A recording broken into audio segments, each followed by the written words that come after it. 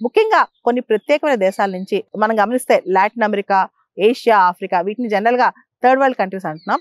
వీటిలోంచి చాలా పేద దేశాలు ఉన్నాయి. ఆ దేశాలు ఎవరైతే ఉన్నారో వాళ్ళకి ఇమ్మిగ్రేషన్ హక్కు లేకుండా చేస్తామని, వాళ్ళు అమెరికాకి రాకుండా చేస్తామని చెప్పి కూడా డొనాల్డ్ ట్రంప్ ప్రకటించారనమాట.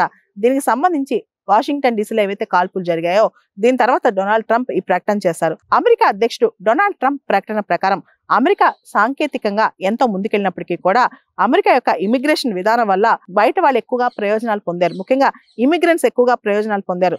దీంతో అమెరికా చాలా నష్టం జరిగింది.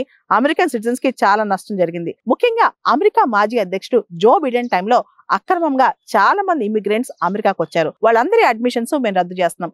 ఎవరైతే ఇమిగ్రెంట్స్ అమెరికాకి ఎటువంటి లాభం చేకూర్చరో, అదే విధంగా అమెరికాని ప్రేమించరో, దాంతో పాటు ఎక్కువగా ఫెడరల్ బెనిఫిట్స్ కానీ సపోర్ట్స్ కానీ పొంది అమెరికా నిజంగా ప్రేమించరో, దాంతో పాటు అమెరికాలోని డొమెస్టిక్ ట్రాంక్విలిటీ అంటే అమెరికాలో శాంతి భద్రతలకు ముప్పు కలిగిస్తారో, దాంతో పాటు ఫారెన్ నేషనల్స్ ఎవరైనా అమెరికాకు వచ్చి వెస్టర్న్ సివిలైజేషన్ కి వ్యతిరేకంగా ప్రవర్తిస్తారో వాళ్ళెవరూ ఇక అమెరికాలో ఉండబోరని చెప్పి కూడా డొనాల్డ్ ట్రంప్ ప్రకటించారు. అయితే పూర్తి స్థాయిలో థర్డ్ వరల్డ్ కంట్రీస్ అంటే developing countries, under developed countries అన్ని వస్తాయి కాబట్టి అందరినీ ఆపే రిస్క్ డొనాల్డ్ ట్రంప్ తీసుకోకపోవచ్చు. కానీ ఏదైతే బాగా పేద దేశాలు ఉన్నాయో దాదాపు 18 దేశాలు ఈ దేశ పౌరులను మాత్రం అమెరికాలోకి రానివ్వరని చెప్పి మనకు అర్థమవుతుంది. ముఖ్యంగా దక్షిణ Sudan, Somalia, Niger, Burkina Faso, Burundi, Afghanistan, Madagascar, Ethiopia, Liberia, Pakistan, Syria, Uganda వంటి దేశాలు ఈ జాబితాలో ఉన్నట్లు తెలుస్తోంది. ముఖ్యంగా పేద దేశాల నుంచి వచ్చే ఇమిగ్రెంట్స్ మీద అమెరికా ఎక్కువగా దృష్టి సారించే అవకాశం కనిపిస్తోంది.